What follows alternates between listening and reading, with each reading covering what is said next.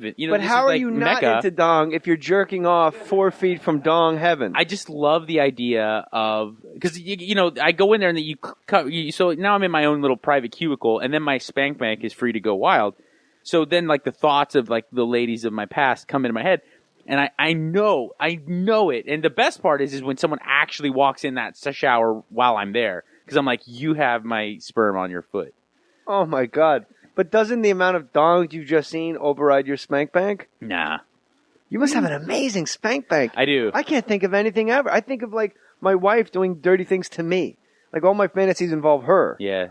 I wish I had like a girl in my life that I could consistently go to, but a lot of times I just like reach, for like, how many girls are at Gold's Gym in Venice? Not many. A lot, but like only I would say 10% are like really like would make it into spank bank.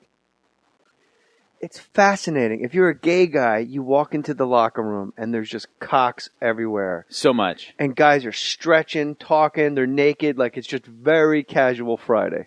I don't have the biggest penis. In fact, it's probably like closer to the smaller side. Like I bet you my penis is closer to the smallest penis ever than the biggest. Don't act like you never measured it and you know the exact length. The last time I measured it though, I was probably not fully done growing. I was probably like a freshman in high school.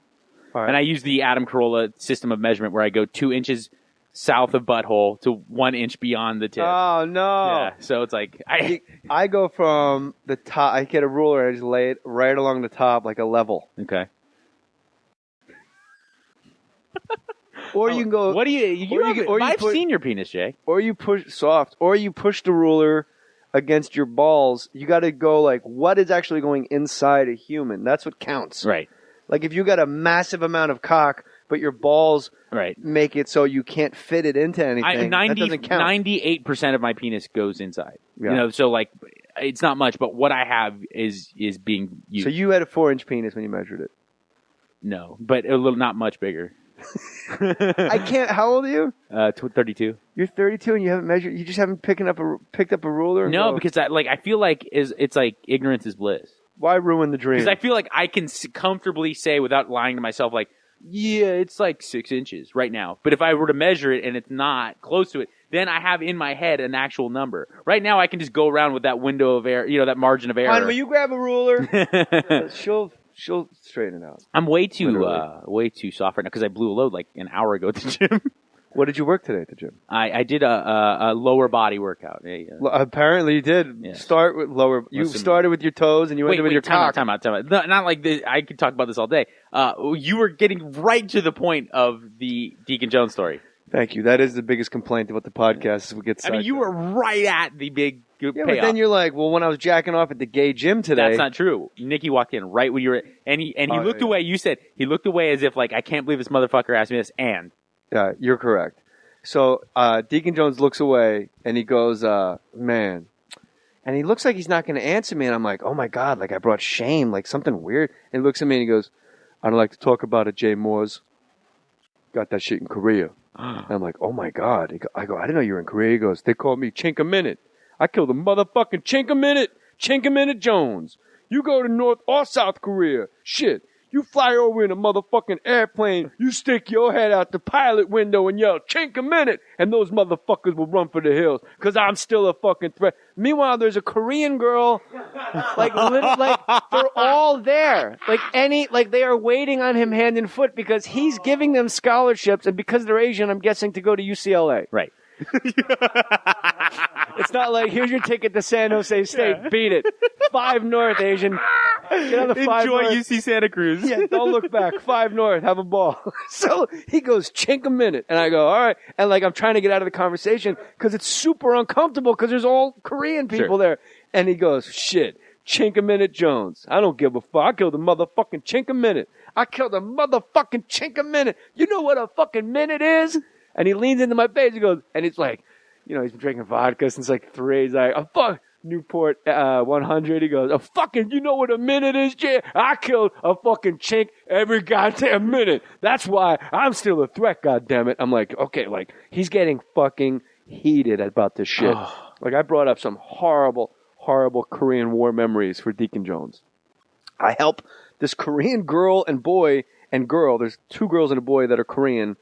And I start helping them bust a table because I'm super uncomfortable because he's like, I kill a fucking Chink a Minute. Like, he's He thinks they're fucking Mexicans. He doesn't know what's happening. So I start helping them bust a table because I'm super uncomfortable, and I bring the plates inside, and I take the plates from the two girls and the boy, and I go, I got it. And I walk in the house, and Deacon's wife, Elizabeth, is standing there. She's beautiful. She's great. She's terrific. She's a fantastic realtor in Anaheim area, Anaheim Hills. And I walk in, I go, Elizabeth, that was so uncomfortable. She goes, what happened? I go, I just asked Deacon how he got. I didn't know Deacon was in Korea. She goes, what? I go, Deacon was in Korea? That's how he. She goes, Deacon wasn't in Korea? Oh my God. I go, I just asked him how he got those scars on his legs, and he like had a fucking temper tantrum about Korea. She goes, his mother spilled grits on him when he was a baby. I go, he had fucking grits? He talked like he's going crazy. She goes, no, he's full of shit. You tell him I said he's full of shit. I'm like, oh, okay, sure. I walk back out. Now 10 minutes have gone by because I'm helping Elizabeth in the kitchen. I go outside and I want to go in the pool. And as I walk past the pool, he's like 40 feet to my right, and I just hear, chink a minute. Like he's playing cards. And that's what he's just saying, like, fuck. It's almost like a fight broke out, and some guy called him, like, an Uncle Tom. And then, like, an hour later, he goes, fucking call me an Uncle Tom. But instead, he's going, chink a minute. Goddamn, chink a minute. Like, no one else was in the conversation. Did you ever have the balls to go up and ask him about grits? No, because he is, he's volatile. He's not, I don't want to say this the wrong way, and I mean this because he's not volatile, but he's a guy. He's earned so much OG respect that just let him have his fucking story. Right. Like, and it's his party. I'm not, it's not the Real Housewives of the Anaheim Hills where I'm like, you told me you got those scars in Korea. Well, I talked to your wife and she said you got grits burnt on you when you were a baby. You're a liar. Read my blog on Bravo TV and I'll hash it all out. Yeah. Like whether or not he was in Korea, he's definitely snapped spines with the helmet slap. So I don't want to mess with like let him have his story. You're right. He told me in Anaheim after Rams games, this is like 1970 or so, he couldn't drink in bars with Merlin Olsen because he was black. Fucking 1970. Yeah, it is like when you read about or you watch movies about like a period where there was segregation, you automatically assume like that was 300 years ago. But then you realize like, wait, no, that was like 40 years ago. It's really kind of crazy. It is like an enormous black eye in this country that gets glossed over. I mean, I know we're constantly reminded, like, about everything, and as we should be. But the fact that it went that way, like in 1970, Deacon Jones, and a Hall of Fame guy. I'm not saying you should be able to drink in a bar because you play for a team. But it's like, hey, I just saw you on TV. No, you can't come in here. No, yeah. Enjoy, you've got a bar for you down the street. And Deacon, that is also the OG style. Like those guys in the 70s that played football, they did blow, like North Dallas 40 style. Like, did you read Hollywood Henderson's book? No. He would but smoke. I have seen North Dallas 40. He would smoke. You would love it. It's all about his recovery and stuff. It's great. He would smoke a joint before every practice. And in the film room, he was so stoned he would wear sunglasses because he had to fall asleep because he was too stoned. And Tom Landry hated him. The coach, he was a born-again Christian. He wore the houndstooth cap. Right. And he said, Henderson, I'm tired of you in those darn shades. And if you don't take them off, you're going to be out of here. You're going to be going. And then Hollywood Henderson said, my future's so bright, it doesn't matter where I'm going. And everybody's like, like laughing at Tom Landry. He admitted that he smoked an 8-ball with Marvin Gaye before the Super Bowl. Dude. And then he doesn't sleep, shows up for the Super Bowl, smokes a joint to come down, and has like 11 tackles and 2 sacks. Right. They treated NFL football the way like Azusa High School, like all-stars treat football. You know what I'm saying? I think you're like there's just swole cholos getting super high on dust and joints before the game, and they go out there and they'll be like all Rio Hondo League or and they second team all CIF. But these are guys doing it like before the Super Bowl. Yeah. He said there's a knock at the door. It's Marvin Gaye, and he goes, I heard you got some bitches up here. And then him and Marvin Gaye, there's a shot. Him and Marvin Gaye just fucking smoked an 8-ball right before the Super Bowl. Yeah. He also said the only time he ever felt bad about hurting someone on the football field, Hollywood Henderson, Mike Ditka was the special teams coach. You'll love this, for the Cowboys. And remember that kicker with half a foot? Yeah, the club foot, like the he set nub. the record, like the 65-yard field goal. Morton, another BS record because he kicked it with a shoe that had a special metal implant in it because he had half a foot. So he's a robot leg that just blasts these. It's impossible. Like, how do they even count that?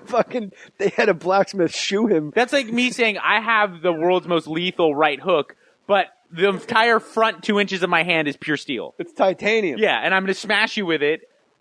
Yeah, but the kicker you're right, he had like a fucking horseshoe. Yeah. He had to be, before each game he had to be shooed. He would stand on the sideline with his foot backwards. Like a Appaloosa, yeah. Hammered his fucking shoe together. And he kicked like a 65-yarder, and I could look it up.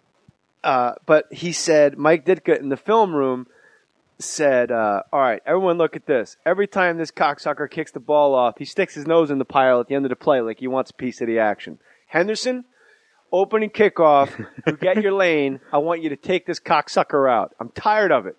And they just showed like film of this kicker, like right when the pile forms, like kind of like putting a shoulder into the pile. And that made Mike Ditka made him crazy. So the opening kickoff, Hollywood Henderson's like a gunner. He's way out on the end. No. And he does a diagonal line. And he just fucking ear holes this guy with half a foot.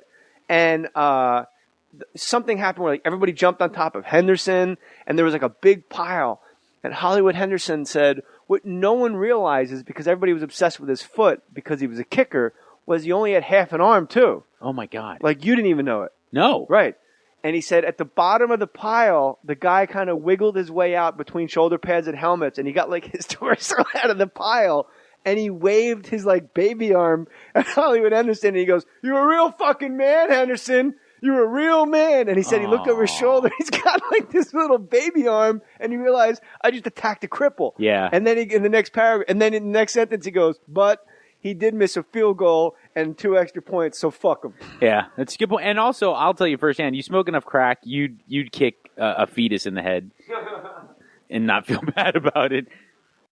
Now, you were addicted to what most of your life? Tom Dempsey was the kicker's Tom name. Dempsey, there you go. Tom Dempsey had the record. He was born without toes on his right foot and no fingers on his right hand. So God did not like the right side of his body. No. Now, here's a photo that you can't see because you're listening on a podcast, but he is literally has a fucking brick under his sock. He has a small, like, compact brick that they have designed. It's not even like fucking missing toes. That's not even a foot. He is that's a and the surface. It's flat, so the surface area is like really good for accuracy. Oh, unfair. That is fantastic. I think we do away with kickers entirely. I say, and I've said this for years, no kicker. You can't have a specialized position. Someone that plays a position has to be the kicker. So if it's 4th and 1, and you know that Bart Scott has to fucking kick the field goal, you're probably going for it. Yeah. Then scoring would go up. That's what everybody always wants. And it'd be more exciting. Yeah, you're exactly right. If you knew, like, Adrian Peterson had to punt, if it was 3rd and 4, you say, you know what, let's just go. What's the worst? That's a good point. I like your balls as a coach that you go for it on 3rd down. Yeah. No, but my point being is like, my point being is like if it's 4th, I know what you're saying. But if it's 4th and 3 is what I meant, and you're at the close to the middle of the field, and you know your punter probably doesn't have a good chance of like laying it within the 10-yard line. Yeah, no coffin corner. Yeah, you just run it up there. That's a good idea. But I also did like that's the way college football really was up until like the mid 70s. Like you hear about like the SMU scandal teams. Yeah, like it was just like some dope. Like Eric Dickerson was like laying punts down. It wasn't like they didn't. Deacon Jones, last play of his career, George Allen of the Redskins let him kick the extra point. Nice. He's got a photo of it in his house. What was it? Who was it? Was it Flutie recently that like at the end of his career they let him do the drop kick, the extra point? Your drug of choice was what? Booze and blow. Booze and blow. Now, how old were you when you first got rolling on this? I got really got my first taste of getting drunk and liking it probably about 14, like before freshman year, but like really seriously where it was a problem, like sophomore year, so like 16. We all have that story where you're at your sister's wedding, where it's some Jewish kid in the neighborhood's bar mitzvah, and you're like 12, 13, and the adults are like, give him a rum and coke, it's hysterical, and you feel it kick in, and you wind up like fake breakdancing for 3 hours straight, you're in the parking lot picking fights, smoking. But for guys, this is what always fascinates me, guys like you that get so involved in it, like a sophomore in high school to be a fall-down alcoholic. Yeah. See, that's the thing for me is that everybody else was, I'm this kind of introvert and this is my way of like expressing myself and opening up, and I could be the life of the party.